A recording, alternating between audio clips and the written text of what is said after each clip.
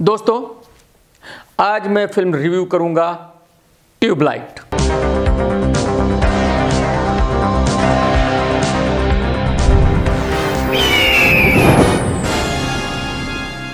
सलमान भाई, पहले हम उन चीजों पे बात करते हैं जो हमें इस फिल्म से आपने सिखाने की कोशिश की है। पहली बात जो आपने सिखाई है वो ये कि अगर हमारा कोई दुश्मन भी हो तो हमें उससे नफरत नहीं करनी चाहिए, बल्कि उसको दोस्त बनाने की कोशिश करनी चाहिए।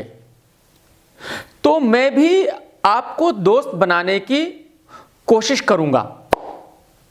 नंबर 2, दूसरी बात जो सिखाने की आपने कोशिश की वो ये कि अगर आप में यकीन है तो आप कुछ भी कर सकते हैं, यानी पहाड़ को भी हिला सकते हैं। भाईजान, मैंने कोशिश करके देखी है बट पहाड़ बिल्कुल भी नहीं हिला।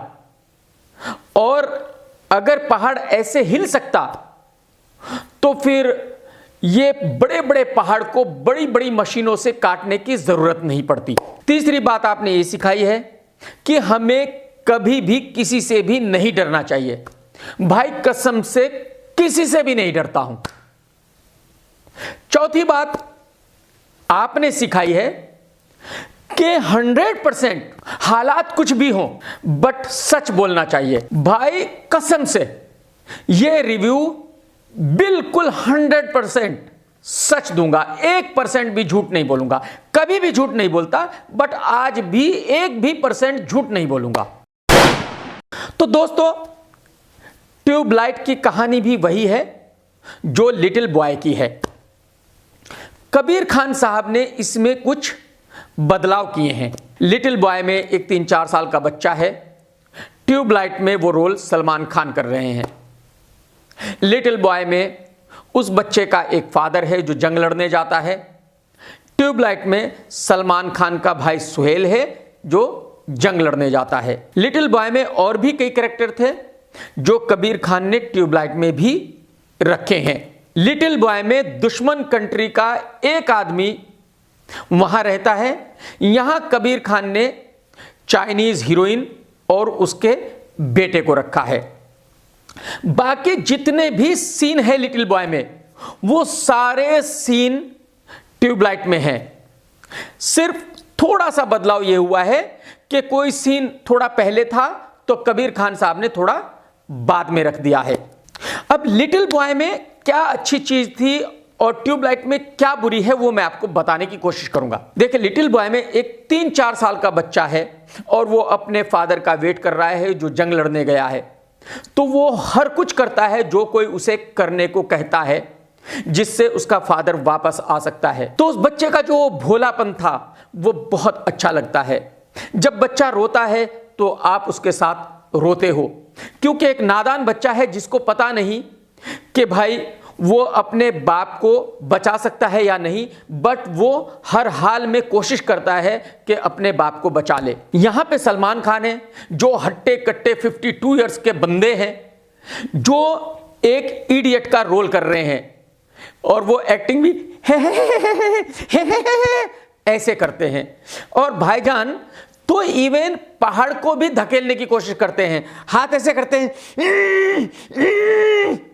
भाईजान, जब आप ऐसे करके किनचते होंगे तो वो जो आपका एक डायलॉग था दबंग का कि सांस कहां से ले और पादे कहां से, तो वो तो हो ही जाता होगा ना। तो यहां पे ऑडियंस को सलमान के साथ सिंपैथी नहीं होती। ये इस फिल्म की सबसे बड़ी प्रॉब्लम है। सलमान खान जहां जहां रोता है पब्लिक वहां वहां हंसती है। सलमान खान वेट कर रहा है और कह रहा है कि मैं अपने भाई को एक दिन वापस जरूर लाऊंगा। थिएटर में बैठी हुई पब्लिक कहेगी कि नहीं भाई, नहीं भाई, मत ला, सुहेल को चाइना में ही रहने दे, वो नहीं चाहिए। आपको ही नहीं झेल पा रहे तो सुहेल को कैसे झेल पाएंगे। स्क्रीन प्ले बहुत ही खराब है।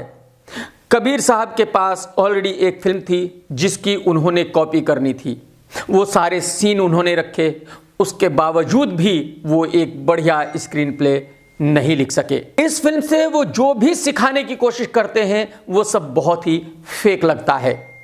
उन्होंने चाइनीज हीरोइन ली और दिखाने की कोशिश की कि जब इंडिया की चाइना के साथ जंग हो रही है तो वो चाइनीज इंडिया में रहते हैं और सलमान खान उनसे नफरत करता है। बट फिल्म के खत्म होते होते कबीर खान साहब ये बता देते हैं कि नहीं, वो चाइनीज नहीं, इंडियन ही है। तो जब इंडियन है तो फिर नफरत कैसे हो सकती है। इस तरह की खामियों से ये फिल्म भरी पड़ी है। एक्शन फिल्म में है नहीं, बस इतना सा एक्शन है कि जीशान को सलमान जहां भी मिलता है, जीशान सलमान को धोता है और सलमान बैठ के रोने लगता है, मुझे उसने मारा, मुझे उसने मारा। और मैं गारंटी के साथ कह सकता हूं कि ये देखकर सलमान के फैन बहुत ही ज्यादा निराश होंगे। फिल्म में 2 गाने हैं, बहुत अच्छे नहीं हैं, बट फिर भी जब गाने आते हैं तो आपको थोड़ा सा सुकून महसूस होता है, क्योंकि फिल्म बहुत ज्यादा खराब है तो कम से कम ऐसा लगता है कि चलो यार गाने तो अच्छे हैं। अगर एक्टिंग की बात करें तो सलमान ने उतनी ही एक्टिंग की है जितनी उनको आती है। उन्होंने बहुत ही डिफिकल्ट रोल चूज किया था जिसको वो सही से नहीं कर पाए। ओमपुरी जी ने अपने रोल को ठीक ठाक निभाया है, सुहेल ने भी अपने रोल को ठीक ठाक निभाया है, जीशान ने भी अपने रोल को ठीक ठीक किया है, और जो चाइनीज हीरोइन है उसका छोटा सा रोल है, उसने भी ठीक ठीक किया है। कबीर खान साहब का डायरेक्शन बहुत ही खराब है। जितना खराब डायरेक्शन उन्होंने फैंटम में किया था उससे भी कहीं ज्यादा खराब है। उसका रीजन यह है कि उनके पास ऑलरेडी एक फिल्म थी लिटिल बॉय, जिसको उन्होंने फ्रेम टू फ्रेम छापना था। उसके बावजूद भी वो अच्छी फिल्म नहीं बना पाए। उनके पास बजट की भी कोई कमी नहीं थी, जितना पैसा उनको चाहिए था वो खर्च कर सकते थे, बट फिर भी पूरी फिल्म में कहीं वो एक इमोशनल सीन नहीं दिखा पाए। कबीर साहब ने फिल्म में बहुत बुरे बुरे सीन शूट किए हैं। एक सीन है कि सुहेल गाड़ी में जा रहा है और सलमान साइकिल पे पीछा कर रहा है। सलमान जैसे ही साइकिल से गिरता है, अगले ही सीन में सुहेल को दाढ़ी आ जाती है। यह कबीर खान साहब का गजब का डायरेक्शन है। अगर लिटिल बॉय साजिद खान को भी दी जाती तो मैं गारंटी के साथ कहता हूं कि साजिद खान भी ट्यूबलाइट से बेहतर फिल्म बना के बताते थे। तो मेरी समझ में नहीं आता कि बॉलीवुड किस तरह से काम करता है। कबीर खान साहब ने सलमान को क्या बताया होगा जिससे सलमान ये फिल्म करने के लिए राजी हो गए। कबीर खान साहब को फैंटम के बाद कोई फिल्म कैसे दे सकता है।